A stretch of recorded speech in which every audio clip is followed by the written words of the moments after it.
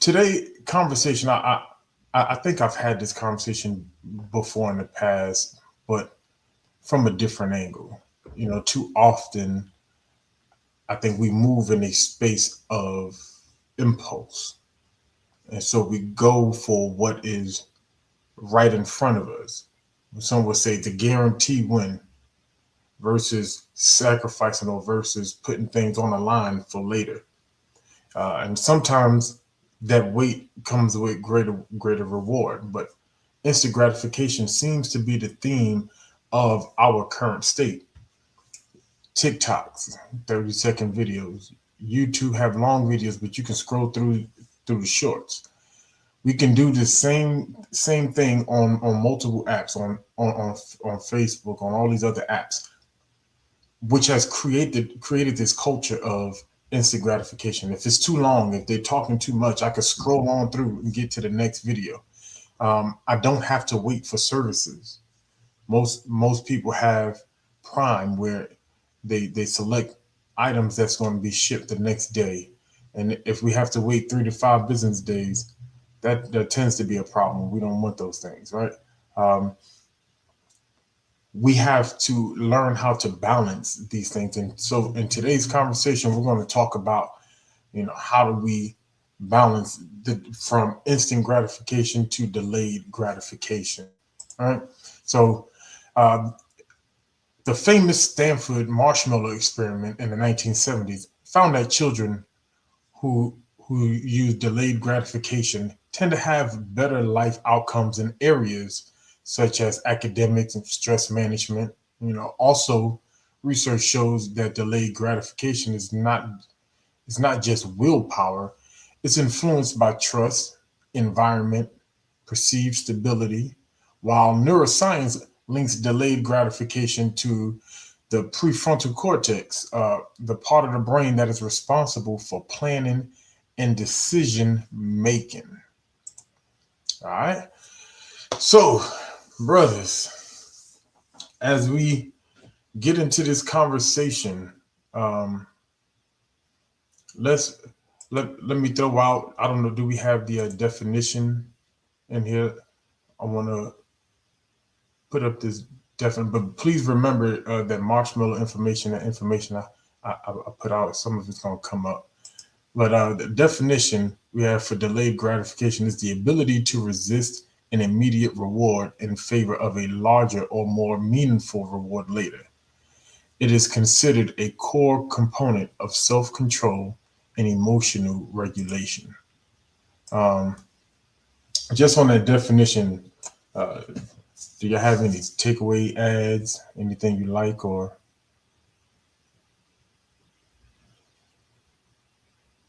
we all good? All right, all right. So our first point of conversation tonight is going to be the psychology of delayed gratification, right? Um, and we kind of talked a little bit about, well, I kind of talked a little bit about the marshmallow experiment, right?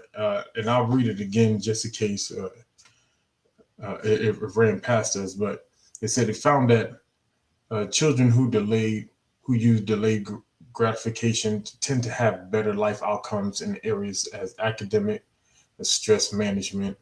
Uh, there were also studies that showed that delayed gratification wasn't just willpower, but also it's influenced by trust, environment, and perceived stability. Um, so with that said, going into our question, my first question for tonight is what do you think influences a person's ability to delay gratification more significantly? Would you believe it's personality or environment?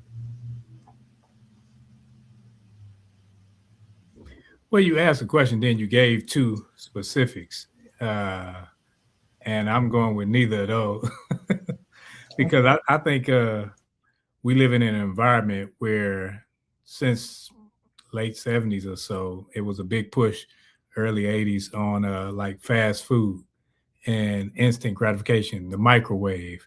And I remember when we didn't have a microwave. I remember when you used the oven, and everything started to center around getting it quick. I remember when we used to get a TV dinner, just make sure you turn it and crack that ice in the middle and spin it again, flip it over.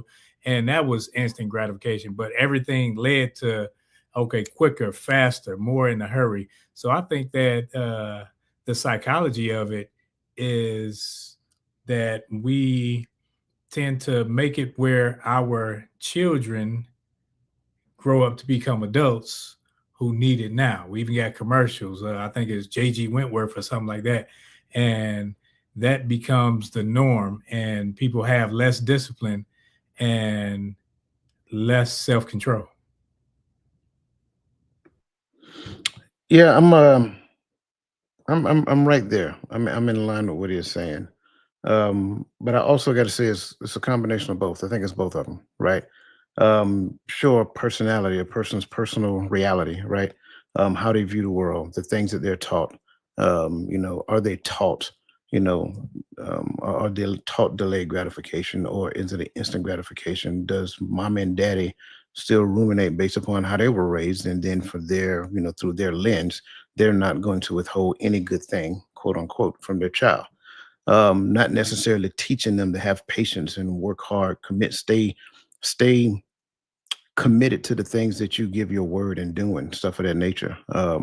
And so ideally what that ends up doing is it creates a mindset moving forward. So kind of like what Roland said, it gets to the point to where you now have adults who want it instantly. They need to see the results overnight. But then it also has to do with environment as well. I can't say that environment has absolutely nothing to do with that, because when you look at socioeconomic status, it's almost as though an individual who was raised in a particular area, who struggled, I say it that way, struggled, lived, and they seen mom and daddy making ends meet, things of that nature. And then when they get older, now on the other side of it, I'm not going to live that way. If I make $100, I'm going to spend 99.5, and I'm going to save 50 cents to the next payday. But then that also, the other side of that can be available to where in their mind, they don't ever want to live their life according to what they've seen growing up. So I think all of these things, because when we start talking, human behavior, it's a complex ecosystem. It's not just one answer or the other. And so you got to look at all different facets of human connectivity and start looking at how they actually influence. So that's why I say, when you ask the question, I started nodding my head. Yes, it's those things, but the complexity of those things as well.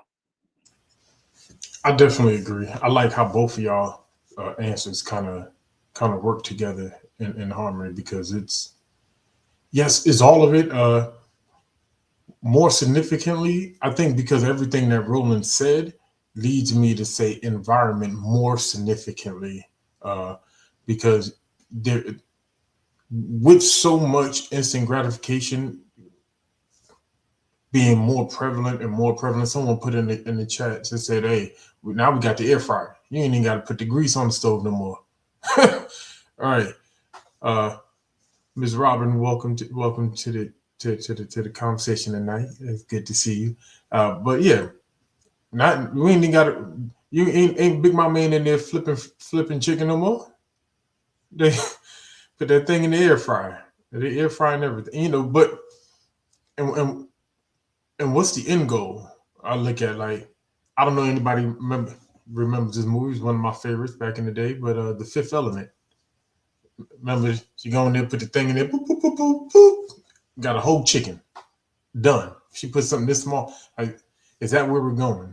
And that's what it seems like, right? Instant gratification. So I think it takes a level of environment and upbringing to kind of. So when Coach talks about the complexities, yes, because I also believe the personality is also partially shaped in the environment, and so it, it's all inclusive, I guess, when you get to the nitty of it. Um, but that's how I look at it. Let's see. Do we have any answers? Rebirth the Nick D. She said, I had to learn. I had to learn to practice delayed gratification with my children.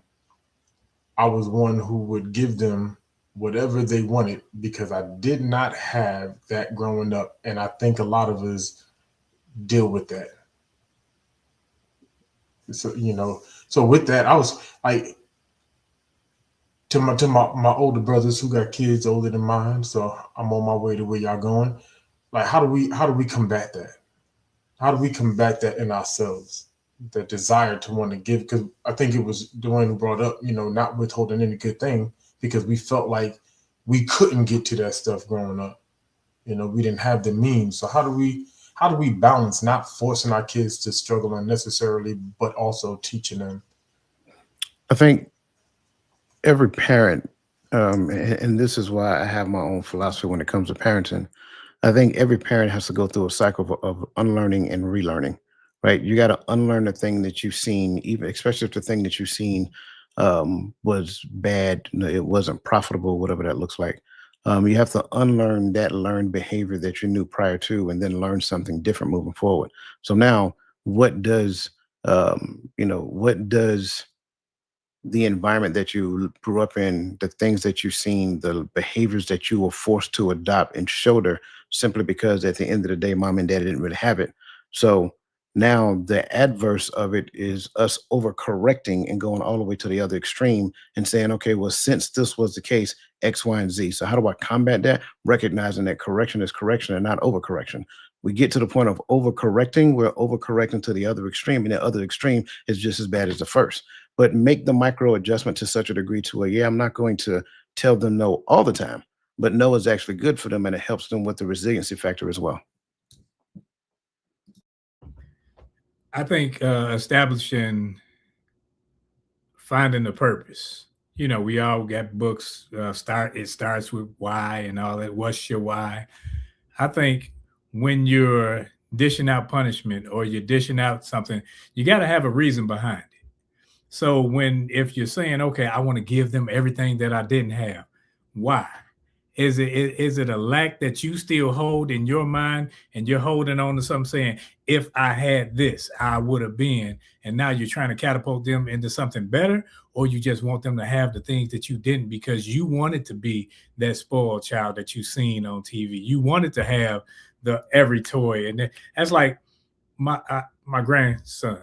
He gets whatever he wants throughout the year. So came time this year, they like, hey, what you want? He like, I don't want nothing. Why should he? Because he get everything he want every week. So he doesn't have to wait for anything. It builds a person's character when they have to wait. When they have to say, okay, let me maintain my grades. Let me maintain my discipline so that I can attain what I'm trying to get to.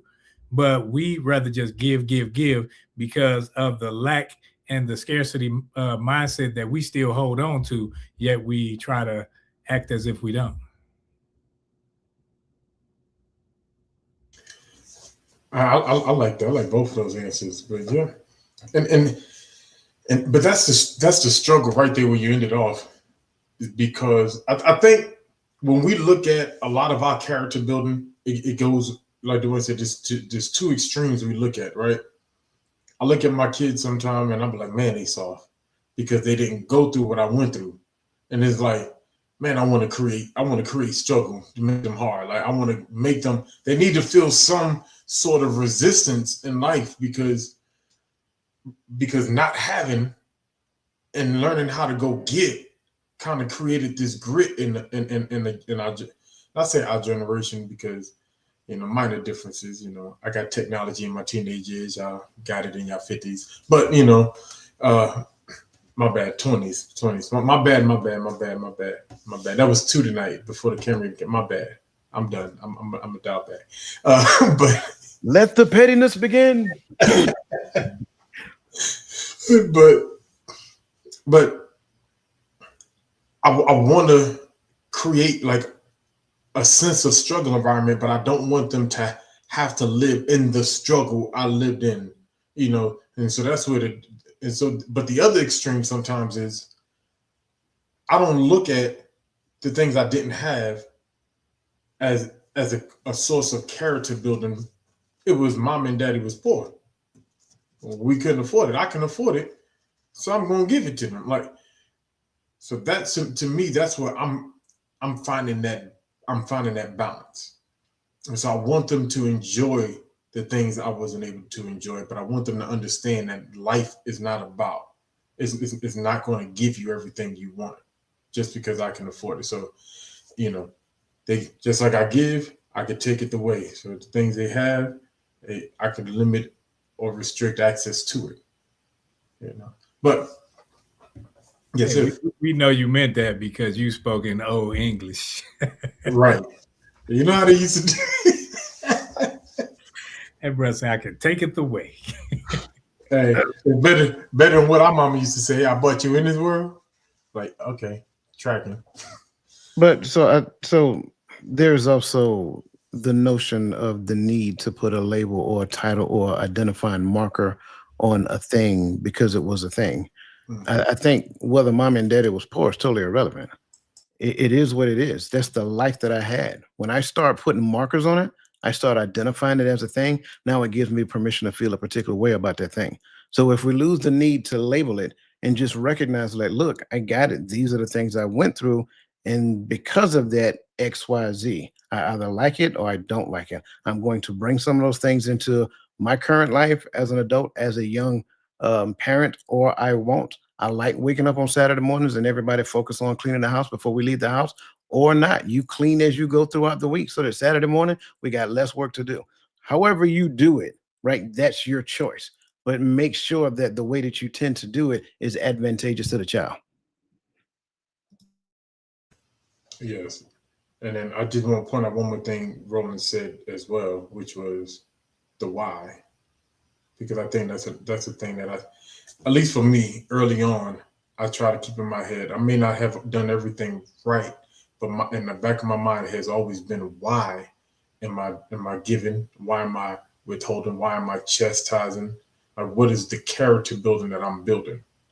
You know, and so when we talk about building framework for things like delayed gratification, it's intentional parenting. Not doing. I don't discipline because I'm angry. I discipline because character building, because there's a lesson to be learned. Um, so I do appreciate you, brothers, for them gems. Uh, next question in this and on this one is: do you believe the marshmallow experiment still holds up in today's world? As far as, do you believe that delayed gratification still is a key element to success in things like academia, stress management, and then areas such as that? Simple answer, yes. I think all information that's available is relevant to progression if we take it as such. I think one of the problems that we run into is that we may feel we know about that much about a thing. And then what ends up happening is that that gives us permission to reject or deny something that may causes me to look at it and question what I'm thinking. So when you look at this information, regardless of when it took place, we're still talking about human behavior. If there was a test that took place that measured the response of a human and their behaving based upon a certain set of injects and how they responded, that's evidence that we can use moving forward. It doesn't matter if we're talking marshmallows or we're talking, I don't know, what do you call the little weekly thing you give kids? I can't even say it. It's such an abomination. The money thing you give them every week. Y'all know what I'm talking about. Allowance? Yeah, that thing Allowance? right He there. said Yeah, an abomination. that abomination right there. Like, I'm gonna give you $100 just for living in the house and I take care of you and provide you with everything you need anyway. What am I teaching my child when I do that? Like, if I'm not giving them something to learn, like going back to the point, like if I'm not giving you something to learn, something to develop you, something to help you to grow, something that sharpens, right? Even in the whole allowance piece, can I change the narrative and turn that into an aspect of delayed gratification? Absolutely. I can give you a task. I'm not talking about cutting the grass. You're gonna cut the grass because you live here. I can give you a task to do, something that makes you a better person in life. And then at the end of completing that task, you come talk to me. I'll give you an example what I did with my son. Go get one of these books off my bookshelf, come sit down and talk with me, right? Now, after we talk about that, you know, after I understand you read the book, you grasp a couple of key principles from that book. Okay, cool. At the end of that book, you get $50. That's what it was back then. And so what has that done? Well, now at the age of 21, he is hunting Airbnb. Why? Because one of the first books he read was Rich Dad Poor Dad. So when we look at these different aspects of information that influence human beings? Absolutely. They all matter. And only thing you have to do is find a way to inject it into your parenting style. So again, like I said, it's better for the kid.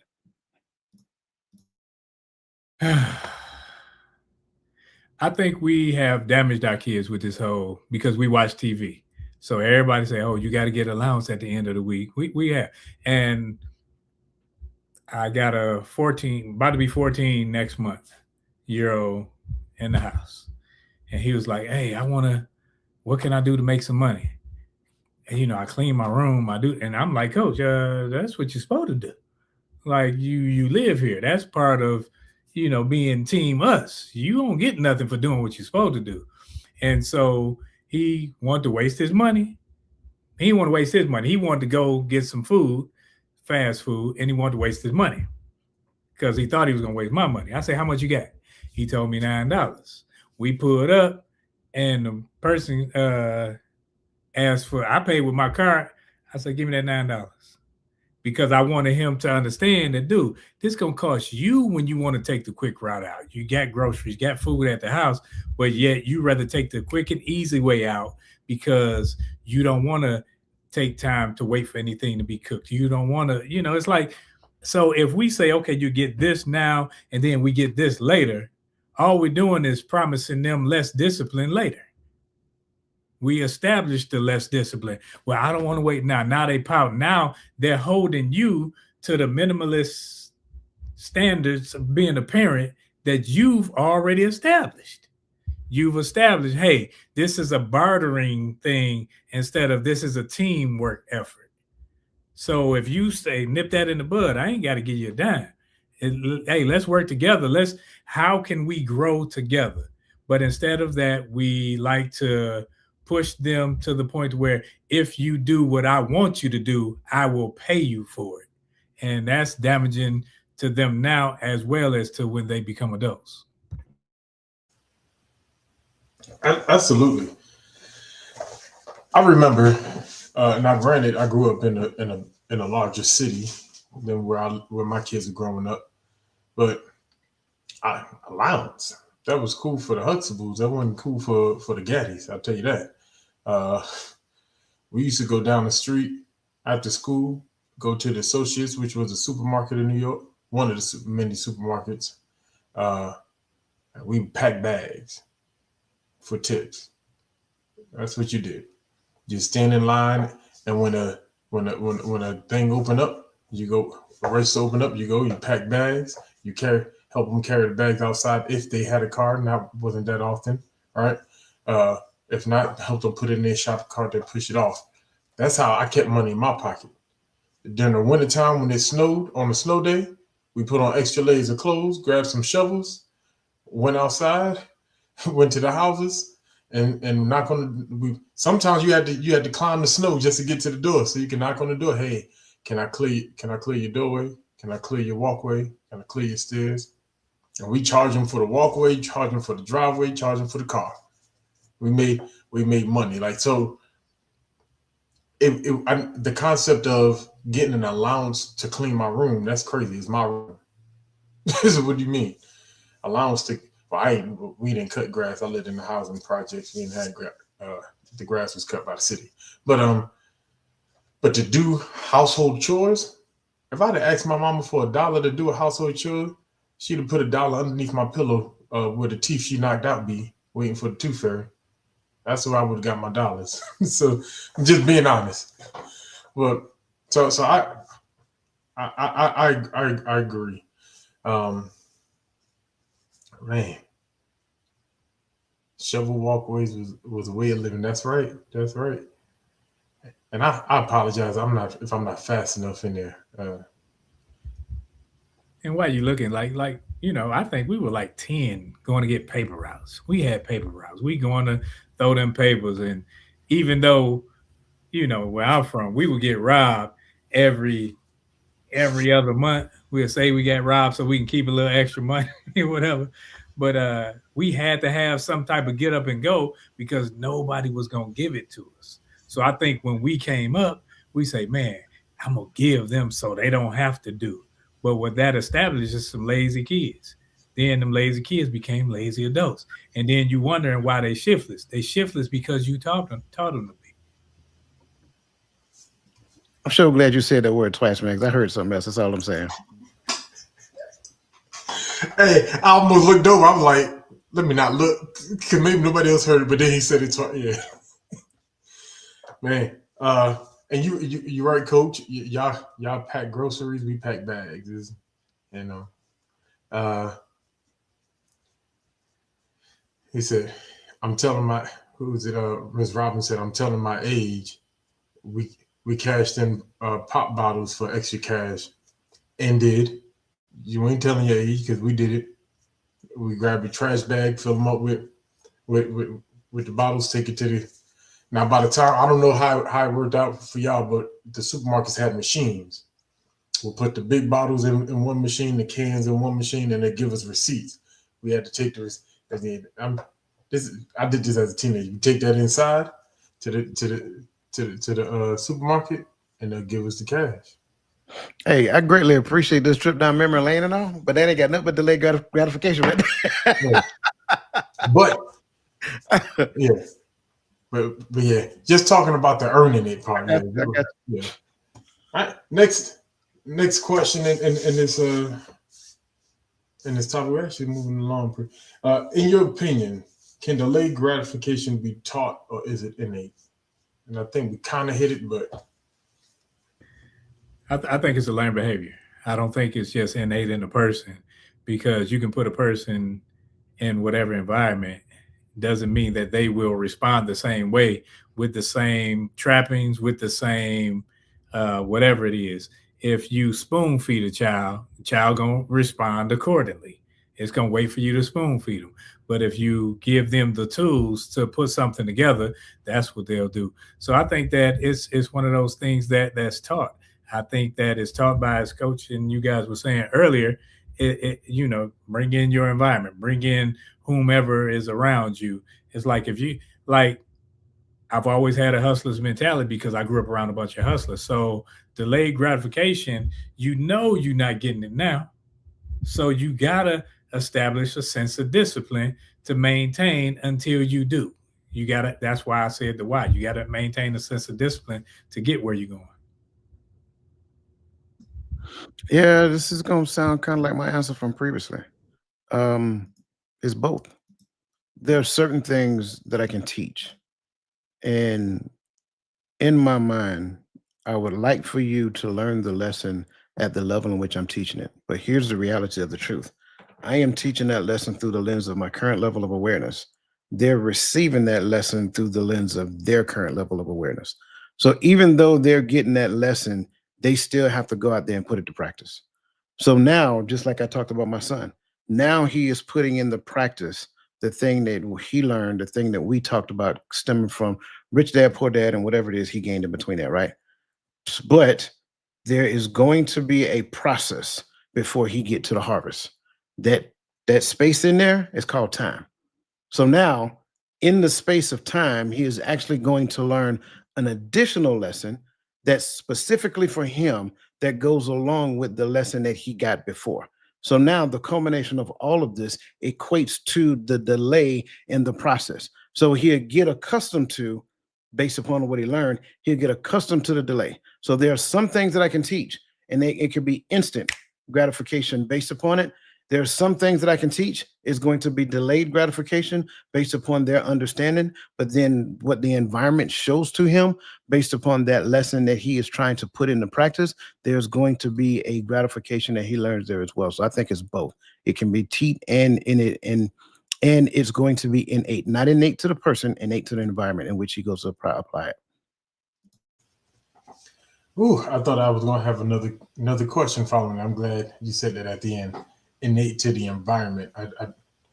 I do believe certain environments breed certain characteristics across the board, and it's just obvious. Like sometimes you can look at somebody and be like, "You from Georgia, ain't you?" Because the South is the South, but Georgia, Alabama, Mississippi, all three are distinct. And you see certain traits from people from both places. South Carolina is very different than North Carolina, and so and even in certain parts of it, right? because you identify certain people sometimes that are from major cities based on those major cities.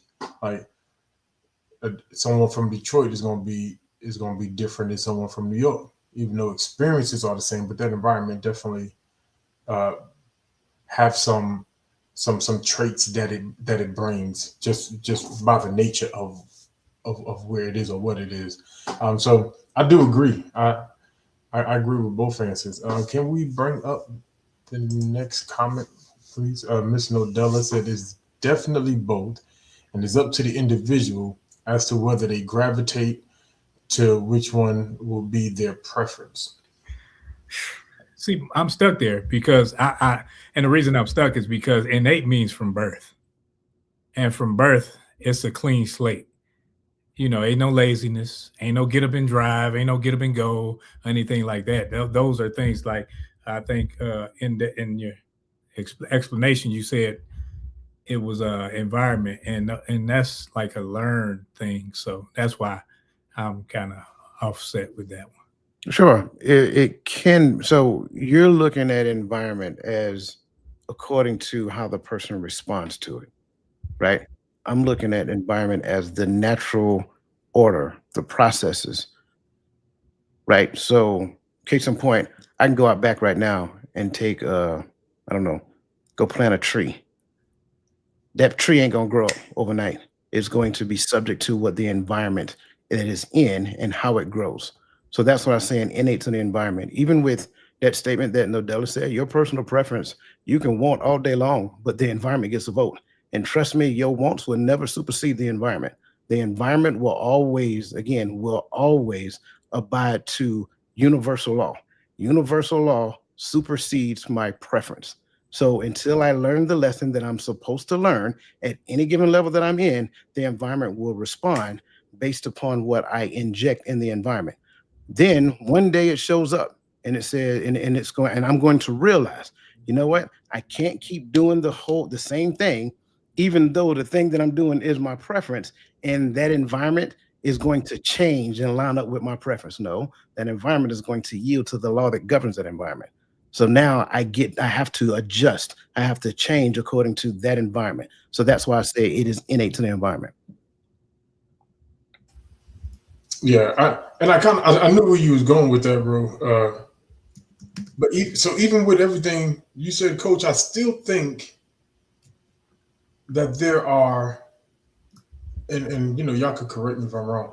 I believe that there are personality traits that are in us, right, that we're born with, and so sometimes personality traits can create an ability to gravitate towards one teaching or another more easily, right?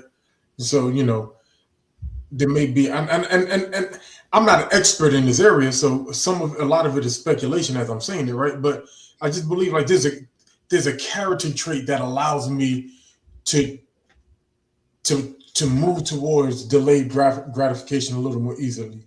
But they tell us there's a trait that'll lead us to addiction more easily, which is more dopamine fixes, right?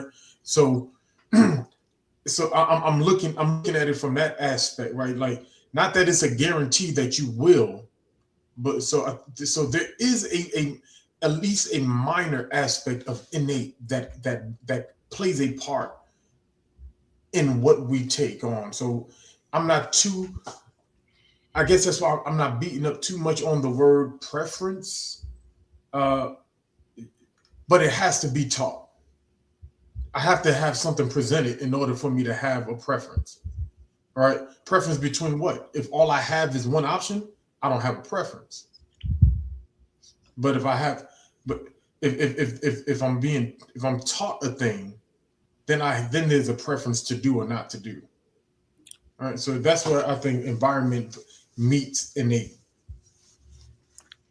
I don't think you're saying anything like I'm listening to everything that you're saying, and I'm trying to see the difference in what you're saying and what I said previously. I Because don't what I think said, right, that's what I'm saying. And I'm not sure if what he was saying is that I see it differently. And that's why I was saying I don't it's okay to see it differently, but I'm not seeing what you said was different than what I said. Because what I said is there's some things that are going to be taught, and there's some things are going to be that's innate to the environment. And so when we look at that, sure, I can go out there and like, teach, I don't know, my son how to drive a car, and he picks it up because he had a desire to want to drive. So his desire to want to drive and get out the house and chauffeur himself around and go pick up his little honey or whatever, like sure, that might be an intrinsic motivator for him to learn how to drive. To where on the other hand, my daughter be like, yeah, I don't want to drive. I just want y'all to take me over. Well, she's not going to be so apt to want to learn. So I think both of those things are true. I agree. Okay. Maybe it's just the way I was looking at it as you were saying it versus, yeah, I agree. Um, Before we move on, we bring up his divine appointment. The one she said most skills, and I like this comment. She said most skills are taught. Some people have a naturally more active hot system, which I can't even speak right now, which processes emotions and immediate desires. Um, and I think we were we we were kind of there, kind of talk about some of the innate things, right? Uh, but most skills are taught, even with natural abilities or even with some of the innate characteristics. The skills is still taught, right? LeBron James is one of the most naturally gifted athletes. I think I've been able to see, but somebody still had to teach him how to shoot the ball, how to dribble, how to see the game. So it definitely meets. You have something, Ru? All right, all right. Moving on to the next topic.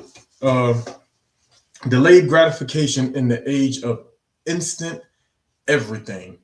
We kind of hit it, but some of the facts, right? A study shows that average attention spans have decreased in the last decade, partly due to constant digital stimulation, such as social media platforms, which are designed around instant feedback loops, like likes, comments, notifications, um, and the rise of same-day delivery. Streaming and on-demand services has normalized immediate access to entertainment and goods.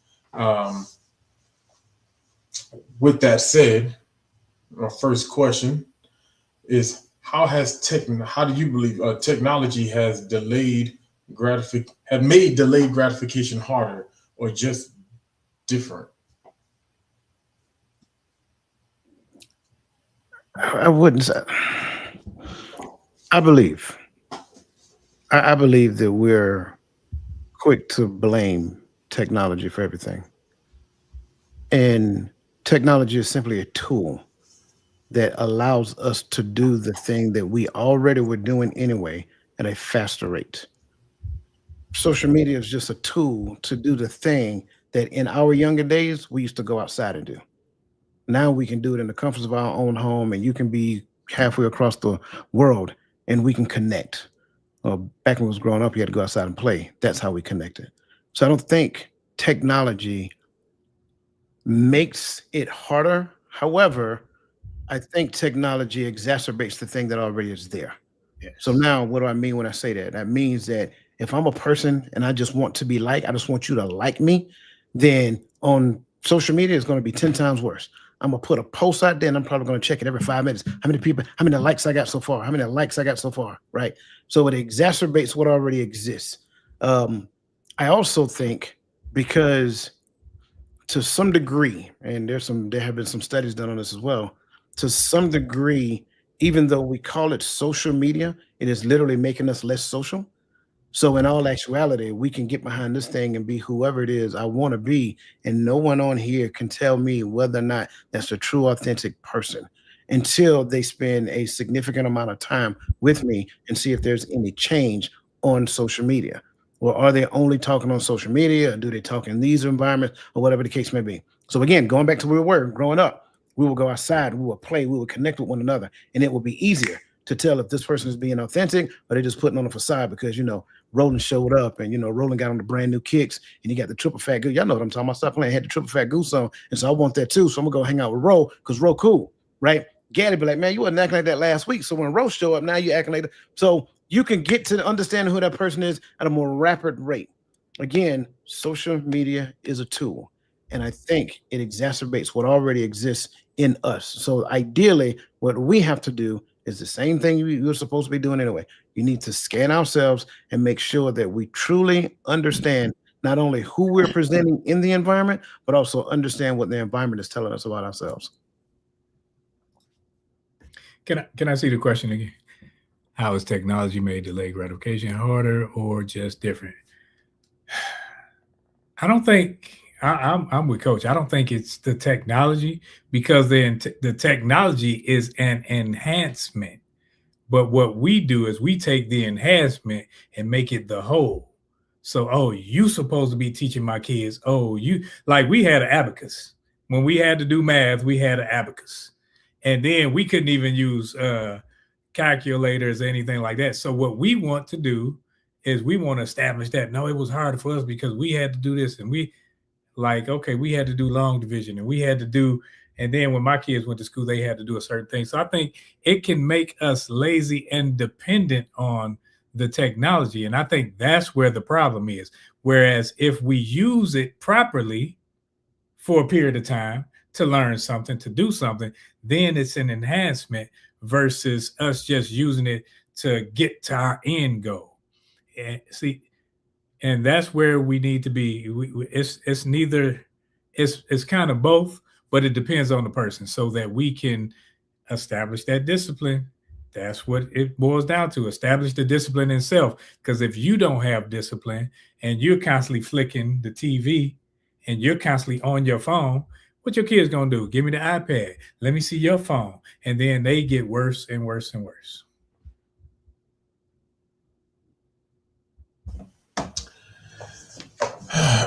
I'm over here debating in my mind if I agree or disagree.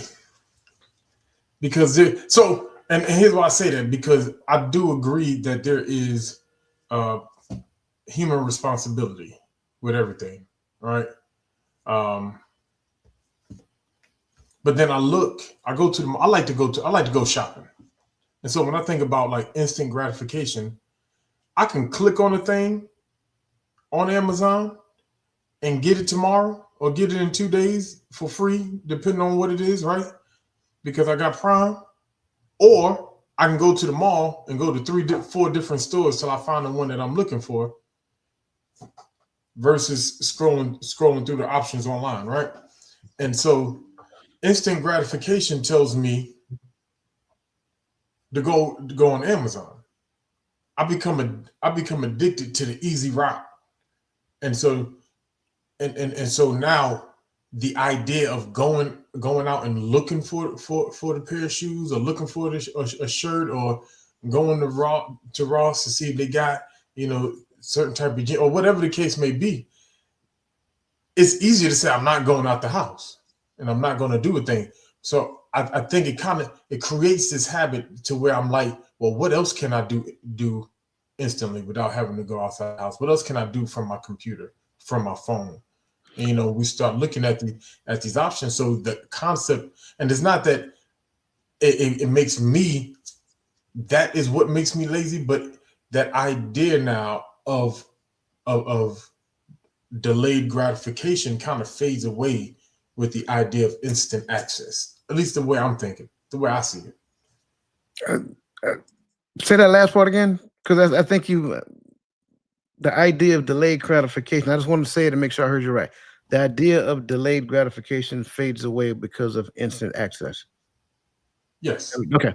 So were you the type of person that used to go to the store? Like, did you go to the store and like walking through the mall, and if this didn't have what you want, you'll go to another store and walk through that, and because you know that was you? Well, that's what the girls was at. No. I'm asking, did you like doing that? I ain't asked about the girls.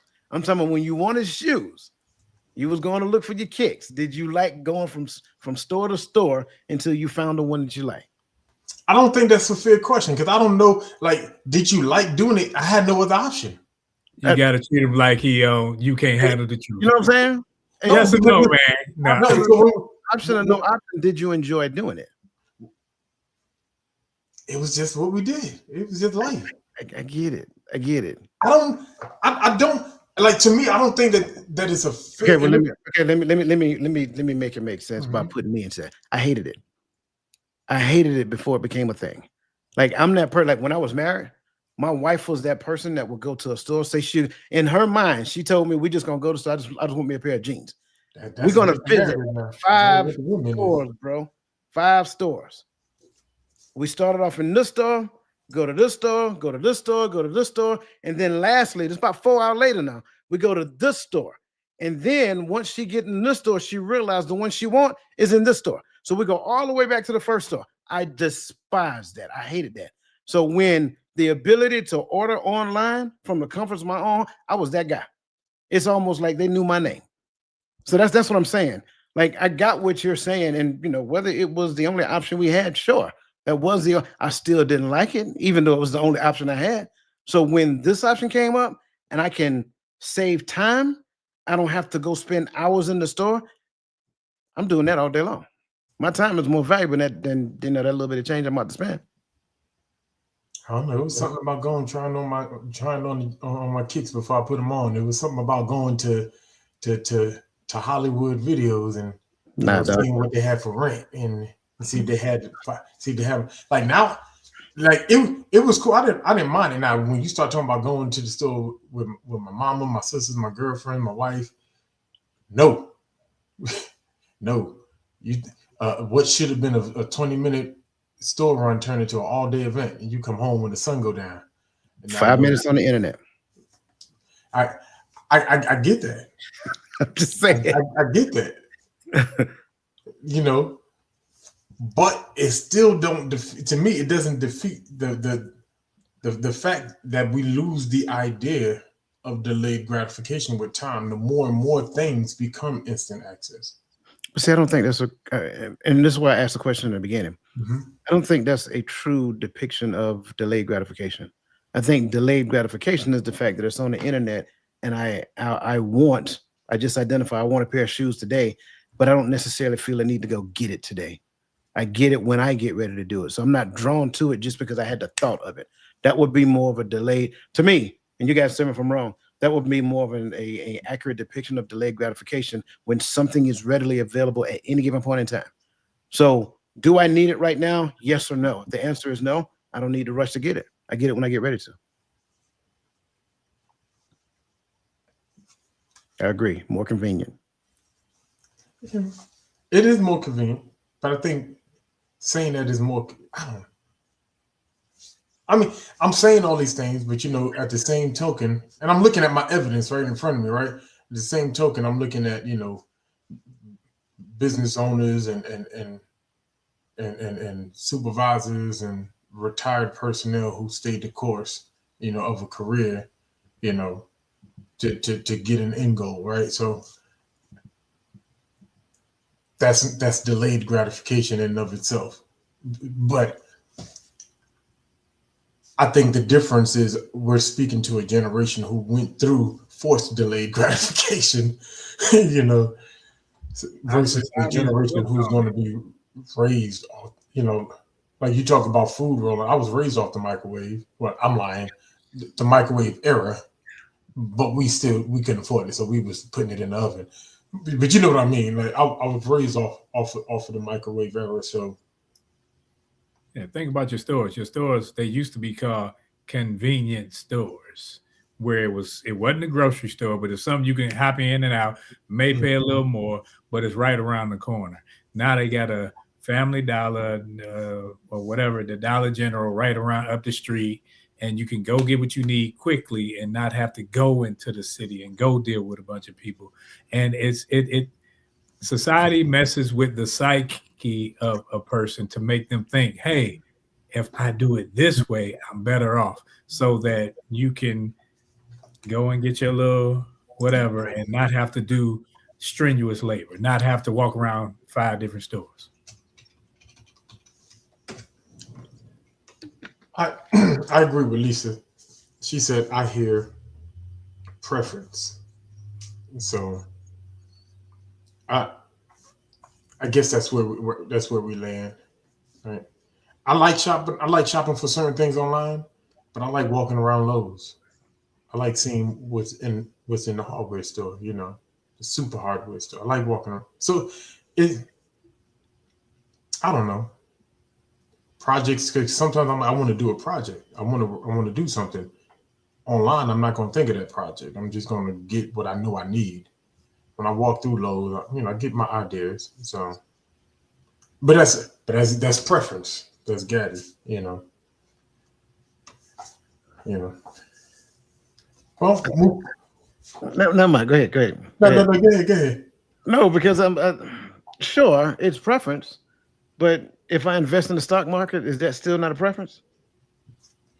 Yeah, Is that also evidence of me understanding that this is for the long game, delayed gratification? depending on how you play the market. Yeah. What do you No, mean? stock market is long game. Lottery Right. ticket are short game. Not all stocks are long game. Some some people jump into options late so that they don't See, now have to you're wait. talking people. So We talking about what the purpose is. preference, but when we talk about preference, like even in the stock market, not all stocks are like you're gonna play the long game with certain stocks. You're gonna buy it for a long haul.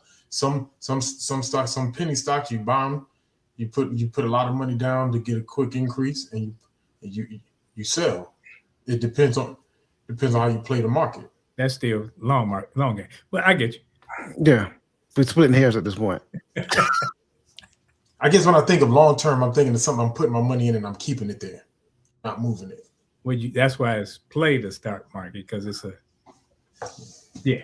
Yeah, that's why you're never mind. Never mind. We'll talk we'll talk finances That's a later. back office. I see, but that's preference of how you play it. But that's the point that I'm saying. Just Mhm. because it's preference does not necessarily mean it's not delayed gratification. Yeah. Two things can be true at the same time. Yeah, that's why I brought up preference because that's what I instead of because I was looking at it's not a disagreement. I just think it's preference. Don't mean that. Yeah, I'm agreeing there. Right. And I think it's easy to get caught up when you're talking about buying something versus you actually working towards something.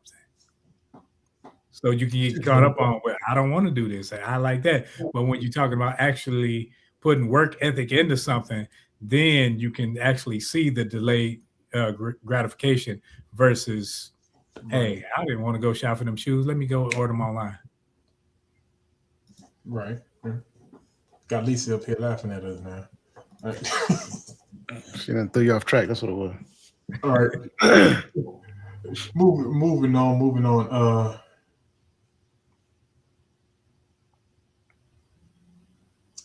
Yeah, so coming from the conversation we just had, I was going to skip this one, but from the conversation we had, this should be quick. So, do you think that is an unfair stereotype that the younger generation struggle more with waiting?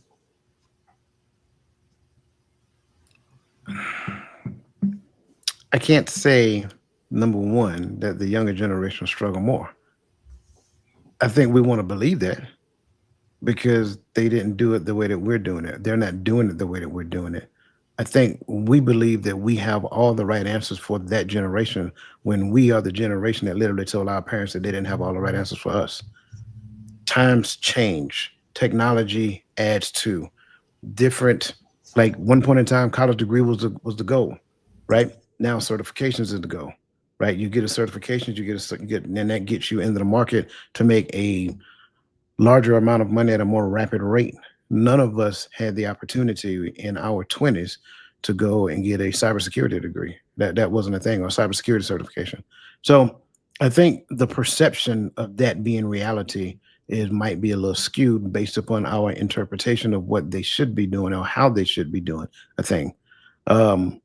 Is there some evidence to support? Yeah, absolutely. There's a few of them out there to where we look at it and they're struggling with life. But guess what?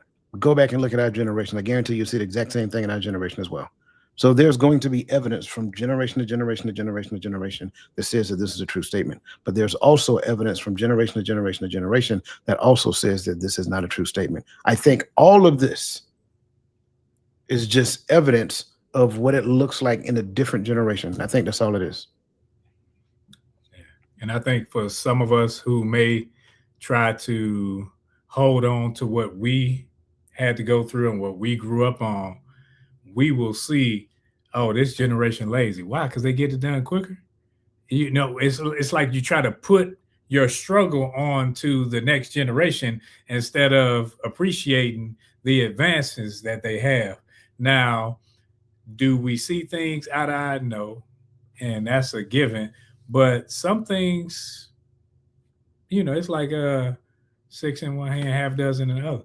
So I think that we need to not look at, we need to look at the end goal and see if the product is better, or is it the same? Is it like, are we still saying, okay, we got to do it this way and we got to do it that way? Or are we saying, okay, I can appreciate how you got to the answer. Now let's see how we can make it better for the whole.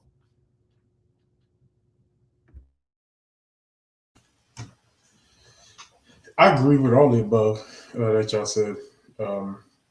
I agree. Nick D said all generations struggle, and then his divinity to coaches statement. You know, most millionaires and billionaires aren't college educated. You know, if there are any, they're not the popular ones that we know. They're not the ones that we see every day. Most of them guys got certifications, or you know, what have you, or put some stuff together in their mama garage. You know, but you know, so I do agree on those things. I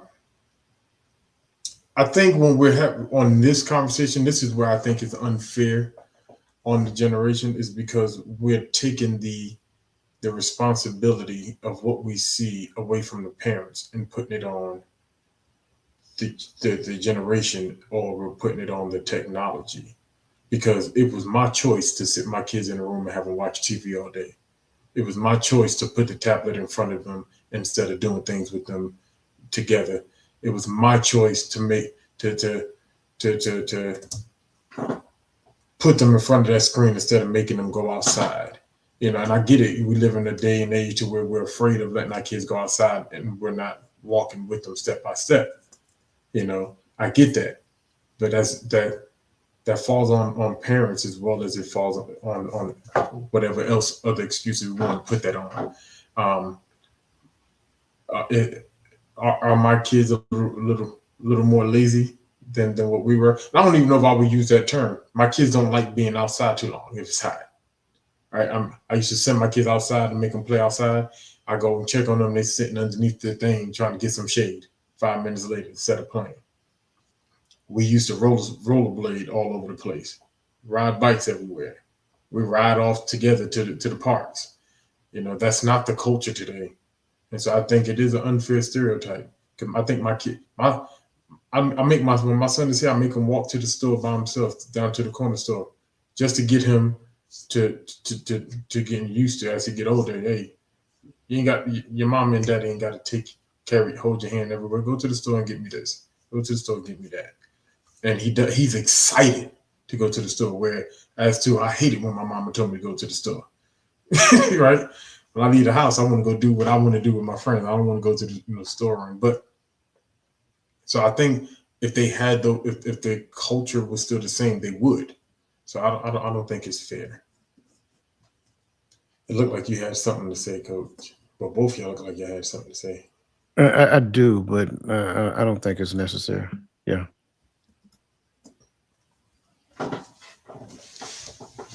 Mm-hmm. No, I just think we grew up in a different environment. We grew up as latchkey kids, and the environment within the house was different. So we didn't have I didn't have a lot of guidance. I didn't have a lot of stability. So the society and the trappings of it were the things that were raising me, and not my great grandmother who couldn't chase behind me. So there were things that I did that I wouldn't want my children to do. And then, come on now, we live in Texas. It's 900 degrees outside. We don't want to be outside, but we want them kids sitting outside playing, drinking out the water hose.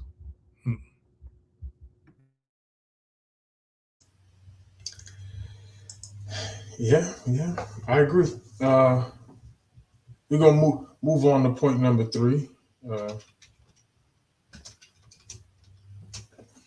So the facts for benefits and challenges of practicing delayed gratification. Facts. People who practice delayed gratification often show higher financial stability, better health outcomes, and stronger relationships, according to studies. Delayed gratification is also linked to long-term goal achievement, such as fitness, education, and career achievements. The challenge, right? Delaying gratification can create stress, fear of missing out, or feeling of deprivation if not balanced well.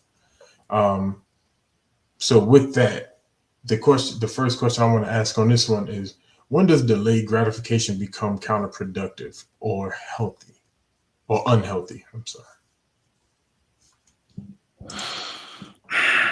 I would say, because again, this is all about counterproductive when it works against me. I would say when it's rooted in fear. But I will start there. I think all of those things that you just talked about are the expressions of fear. And also within the space of that, I start comparing myself to somebody else and seeing how far they progress along and compared to how far I progress along.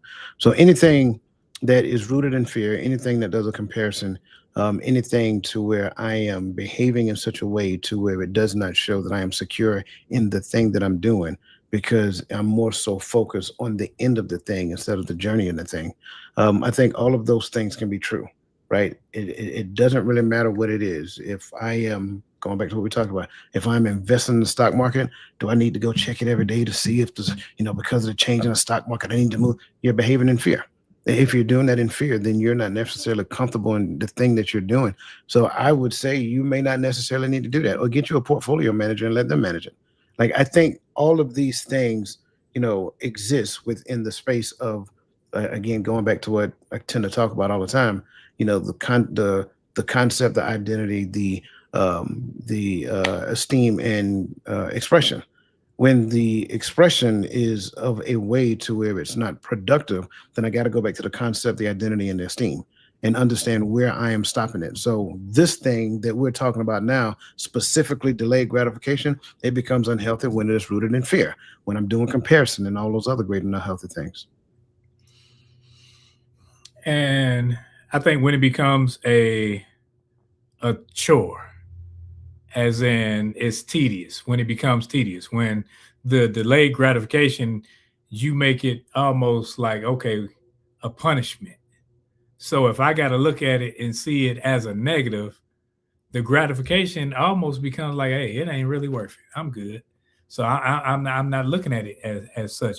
When it's fear based, if you don't, like, we like to almost threaten or scare tactic people into thinking that if you don't do this, like when people come to my door, well, if they come and they have a hailstorm again and this, that, and other, it's like they're trying to scare you into something that could be a benefit without allowing you to actually make that decision without that fear being pushed on you.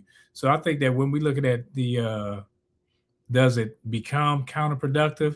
Yeah, or unhealthy. Anything can become counterproductive and unhealthy when pushed on you in the wrong fashion.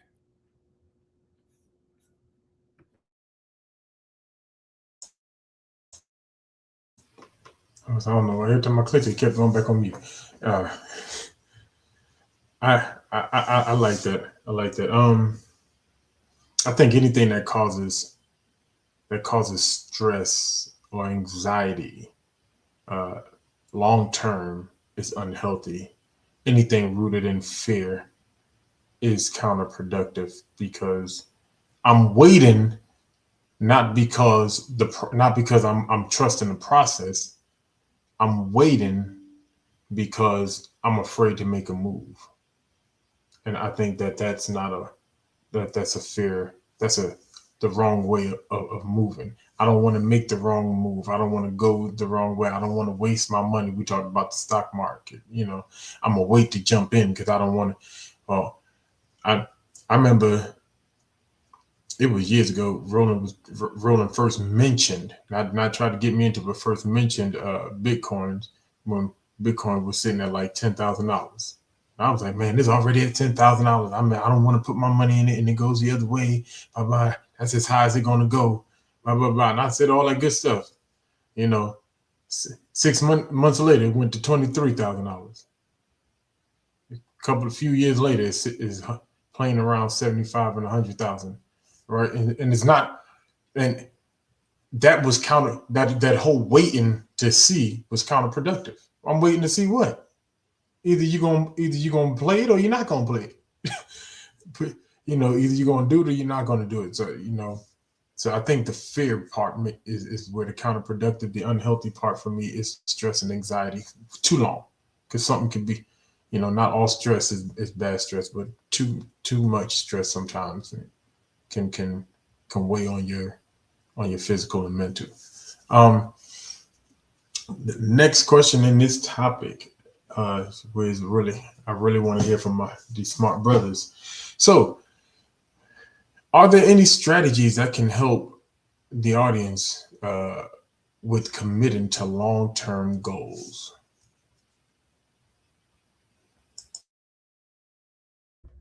I think when you commit to long-term goals, should have short-term, whether you can call them goals or whether you can call them check-ins or whatever you want to call them.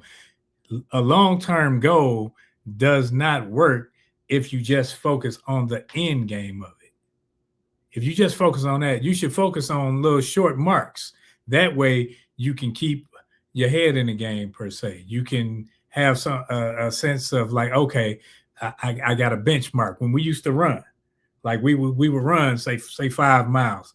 I can't just say, okay, I'm gonna run 5 miles. I gotta see a goal and attain it at the 1 mile mark, at the 2 mile mark. Like, okay, so I know, okay, I'm still in this thing and I still got a little bit left. And I think that's how you have to be when it comes to goals. When you have to have some type of short-term motivation so that it can stimulate thought to let you know that, hey, I'm still in this thing and I can push till the end, to give you some type of vigor.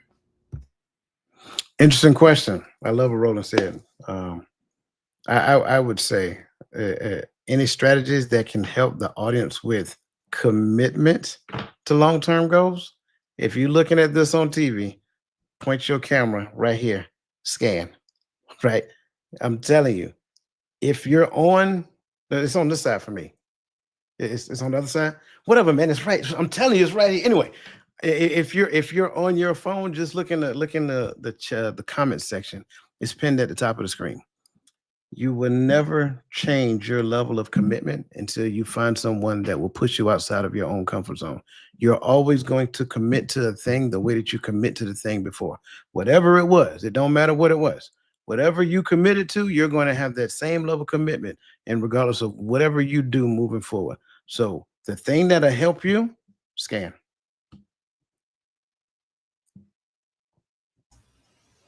I love it. There's nothing like having a coach in your corner. So I would recommend, if you are not a part of the community, or if you're new to the community or what have you, first of all, every week I think we should scan the QR code, because there's always something good. So, but definitely tap in. There's testimonials in our chat of who has sought guidance and it has helped them along the way. So I'm advocating for my big bro, because it's tried and true, right? It's been tried and it's true. People still using it and still succeeding. So so shout out to having good coaching.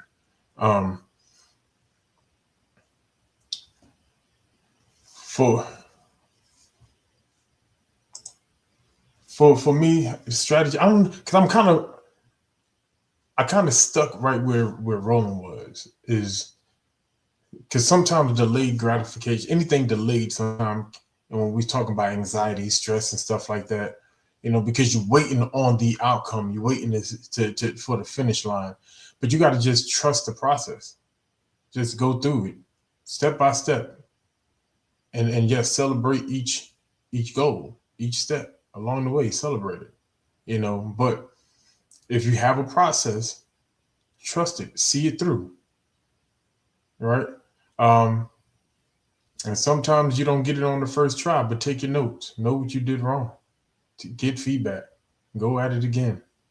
But I think when you only look, like Roland said, when you're only looking at the end, I tell people, man, sometimes the hardest part, I hated doing the PT test on that 8-lap track, because I can see where it ends, but I got to go around it again and again and again and again. I That was can't the stop. best one. I could not stand it. It was a Because rubber track. when I did the 1 mile tracks, I made markers. Get Mm. to this point. Get to this point. Get to this point. But when I saw that finish line, I wanted to rush. I wanted to run to that finish line. So when we got to that last stretch, I saw that last stretch, I can go. But sometimes we see this. We look towards the end and we start sprinting just to try to get to the end, and you run out of gas because the end was further than you thought. Just trust the process. See, but what that is that's a sense of control, and you lost the ability to control it. Whereas you rather have a mile. So now in your head, you saying, hey, stress comes and all these things come because the delayed gratification ain't coming how you want it. And that's how we are in life. When it doesn't come how we want it, how we set it up, we're looking at it like, okay, I want this, it's not happening. So now it's out of my control, seemingly. So what happens? Now it becomes a negative. And psychologically, before you even start the race, you already self-defeated yourself. So your score is not going to be as good as it could have been, because I don't like this track.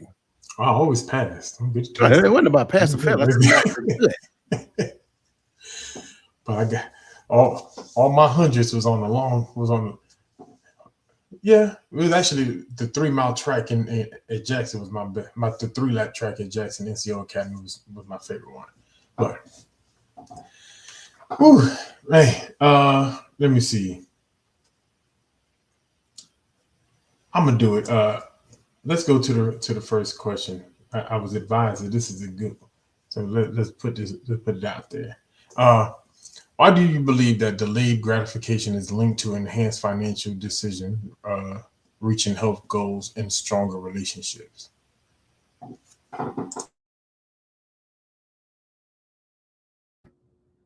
Believe that it can be, because that's a two-sided coin. I think delayed gratification has two parts. Now, if used properly, it teaches you discipline, as I keep saying. So in everything, you need discipline if you're trying to progress. So I believe that if done properly, it can teach a form of discipline that works in all facets of life. It's not just in finance. It's not just in marriage. It's not just in this. So it becomes a life tool and not a one-off tool. I'm doing it this because. So I think that when done properly, it can help you reach your goals and build stronger relationships. I think I kind of gave a response for this previously, because it's more than just what I do. It involves the environment in which the thing I'm doing it in. So if we're talking financial decisions, my financial decisions are influenced by the economy. If we're talking health goal, my health decisions are influenced by the laws that govern my body, any type of medical concerns, whatever the case may be. If we're talking stronger relationship, it is governed by the laws that govern relationship and include the other party. So when you look at the delayed gratification in these different arenas, it is linked to it, right? Right. I'm not saying that small steps over the course of time doesn't matter. Like, I love the discipline response, and I agree with that. But it's linked to it, but it may not necessarily be the deciding factor. It could be a contributing factor. And I think sometimes we look for the thing that is the deciding factor, but don't necessarily realize if we make enough changes on the things that are contributing factors, then you will realize that you have no other alternative but to make the right decision when it comes down to deciding factors. I love it. Before it's too late, before I forget, shout out to our super chatters tonight. Thank y'all for your support, for your constant support on in this community. Coach will let you know that every dollar y'all put into what we do goes right back into the product that you get every week. So we do appreciate it on behalf of the Empowering Perspective community and Coach himself. And I know he gonna reiterate later. So, but I just wanted to, as the host for tonight, I wanted to recognize you all. Yeah, I definitely you brought up the discipline. That's why I was gonna go, because I think delayed gratification is a discipline thing. That's why I believe the fear thing is what makes it counterproductive, as asked before. So the opposite of that, the proper way, when Roland said the right way to do it, is based upon discipline, right? I'm not holding off just because I don't want what is at the end. I'm holding off because the reward later is greater. I'm sacrificing temporal comfort for that long-lasting gratification at the end of seeing this thing through. And so I think when you start talking about like financial decisions, right? You know, when you're building savings, or when you're building IRAs, when you're putting money, when you're doing trust, when you're doing things like this, these are processes that takes time. And if you rush it, you miss details that are important to long-term growth, right? And so don't rush, take your time, understand the process, do some learning.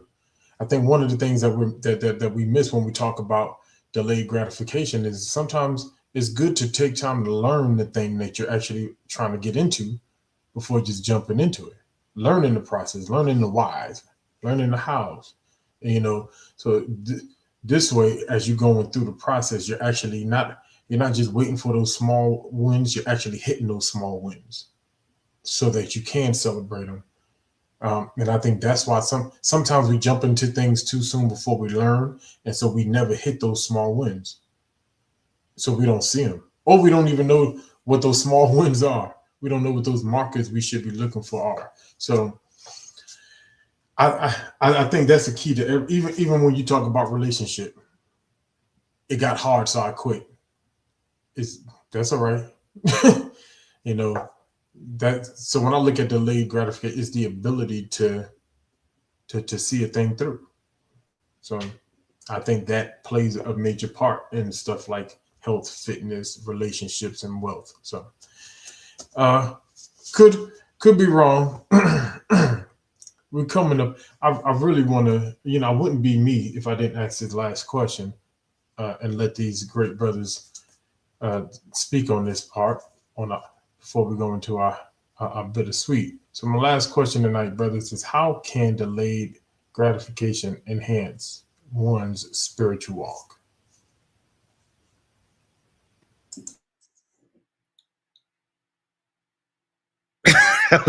Thought I heard you click. My bad. I would say I keep it short. Gratification normally focuses on my flesh.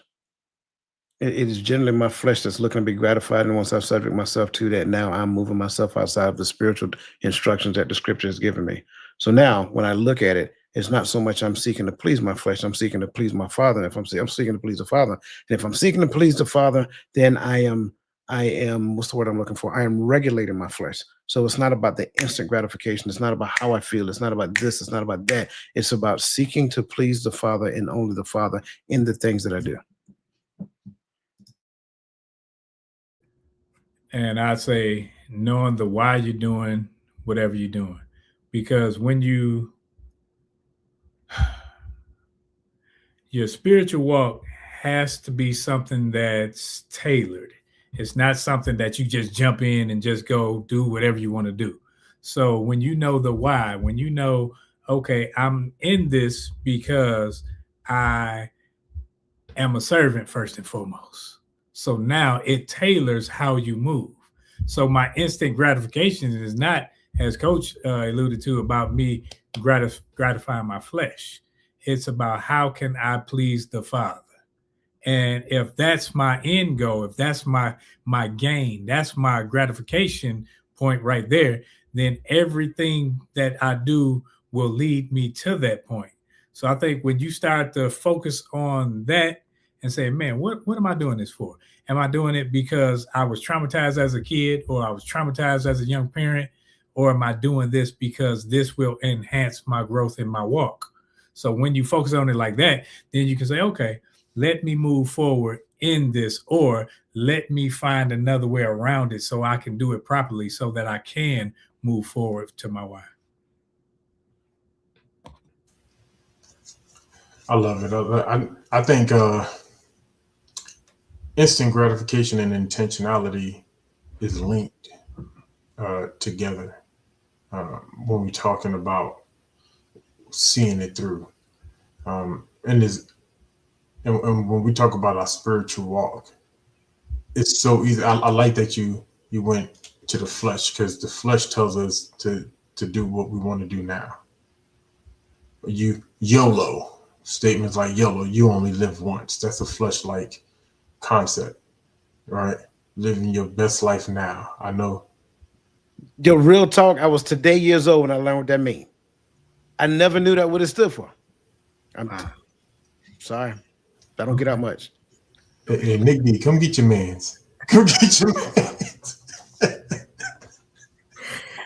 Wow. Hey, at least I own it, man. Whatever. Hey, because I'd have kept that one to myself.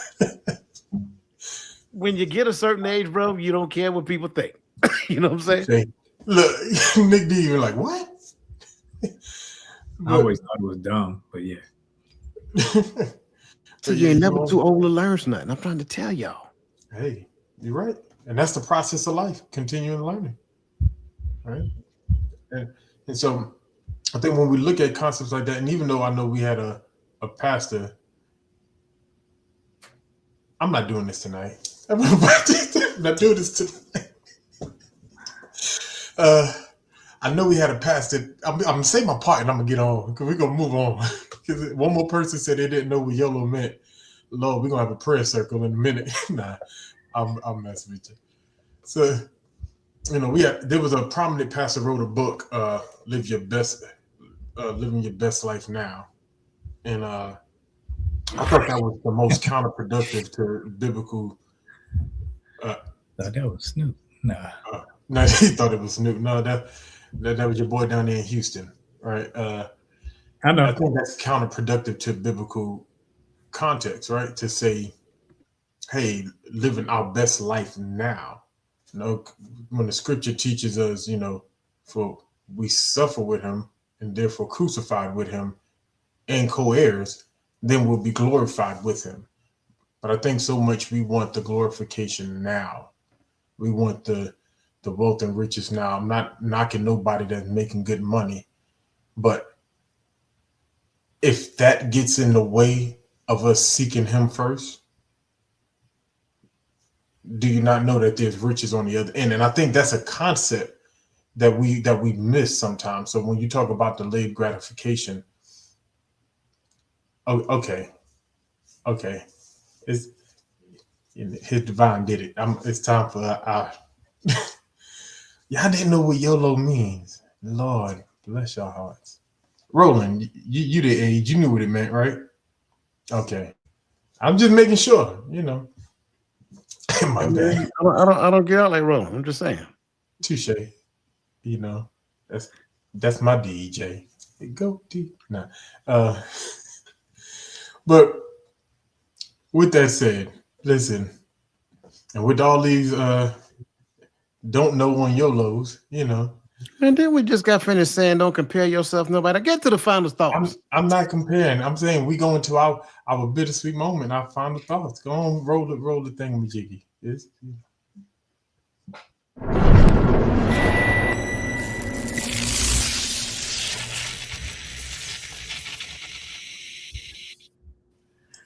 Delayed gratification, it strengthens your spiritual walk by teaching you or training you to trust in the Most High. It trains you in discernment and obedience, not just self-control. Don't focus on just the self-control without enhancing your spiritual walk. Because if you enhance your spiritual walk, the self-control will come. And obedience will be intentional and not an emotional thing. Sometimes we get caught up in emotion. Sometimes we get caught up in what the naysayers say or what somebody else has to say about something. Keep your mind on the end goal. And if the end goal is to please the Father, if the end goal is to do right by him and live righteously, then it's between you and him. It's your relationship. So focus on your first relationship, and it'll enhance every relationship thereafter.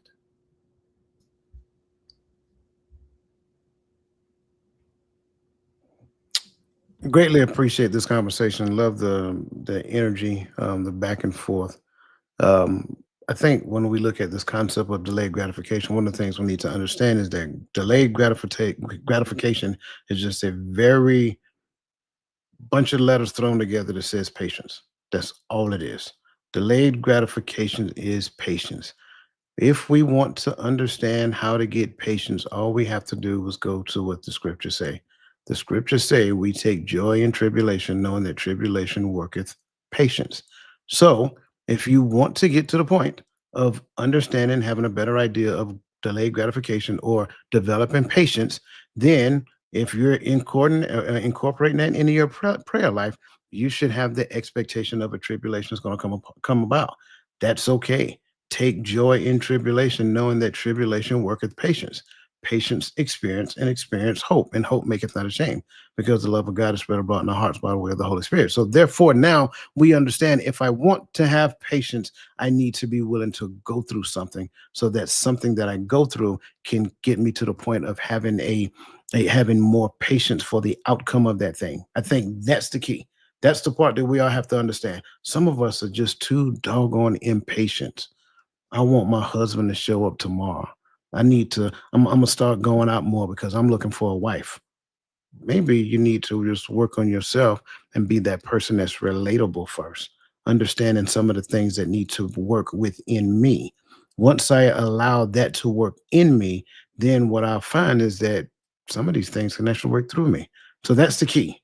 Delayed gratification is simply just patience. If you are impatient, it's okay. Get to the point of developing patience, but understand that tribulation is going to come to kind of strengthen that patience. And I'll land right there.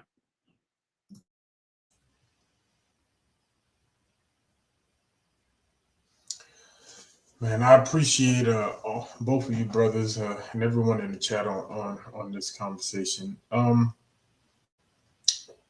was over here scrambling through my notes because Coach quoted every scripture concerning this topic that I had written down. But that just means, like minds, how can two walk together except we agree? So I'm looking at this and I equate as well the word patience with what we're doing. All right. Do not be so haste to get to the finish line. Take your time. What the scripture shows us when it's constant scriptures, the race is not given to the swift nor to the strong, right? He let us run with patience this race that is set before us, right? And for he that endureth until the end shall be saved. And so we understand that this is a principle. This is not just a business or relationship or finance principle. This is a mindset principle and how we should walk with the Most High, how we should come together and partner with the Spirit. We have to be patient. At the end of the day, we're not going to see the kingdom until he returns. So why not do what he called us to do until he calls us home? So that's how I'm looking at this whole aspect, right? It's not just can I get this to benefit my bank account? How can I get this to benefit my soul? How can I use this to please the Father? And that's how we move forward. With that said, I'm going to thank everyone for coming out tonight, for joining us on this live. I know that it was rough getting out here after those who celebrate the holidays, after your holiday festives and hanging out with family, eating and sleeping and eating some more and going back to sleep. But you came out and you hung out with us, so we're appreciative. Always grateful to the coach here for allowing us this panel and this platform. Okay. Yeah, I'm gonna look up at the screen and keep going. So, but if you are in this chat, go ahead and scroll through the chat. We see Crystal Everett and Lisa Key has been putting out some information for what we have coming up. Do we have? Are we doing the reframing? Yes. So, and I'm glad you paused, slow down just a little bit. I want to kind of put out something little different. Tomorrow is the Voice of Reason's birthday, and we will be on the reframing the image of relationship tomorrow morning. So all y'all need to come out so y'all can sing happy birthday. Because listen, I might do a little something. So I put some links in the chat and allow y'all to come up and do like a duet, quartet, whatever the case may be. So I'm just putting that out. Listen, I put her on the spot just now. She didn't know I was going to say that. But yeah, I asked her earlier this month that she want to continue to do it, even though I know it was her birthday. And she was like, "Yep, we're gonna do it anyway." I'm like, "So there it is, tomorrow morning, 10:30 a.m. Eastern Standard Time, reframing the image of relationships." You guys show up, and again, not just support the show, support the Voice of Reason. Again, she does a lot in the community. Greatly appreciate what she does as well. Yeah, that's it. Yep. And with that said, before we meet again, Coach would have added another number to his age bracket as well. So shout out to Coach. And so when you up there singing your duet to Lisa, add Coach in your repertoire. I think mine's close. Mine's closer to next Friday though. It's closer to next Friday, but it's gonna be past. All right, man. Fine, you in. I'm just saying. And Bible study, yes. She's keeping everybody on point. She said she ain't worried about the birthday. You show up to Bible study, she said. If there's anything else, gentlemen, as they say, if all hearts and minds are clear, thank you. We love you, and we'll see you tomorrow.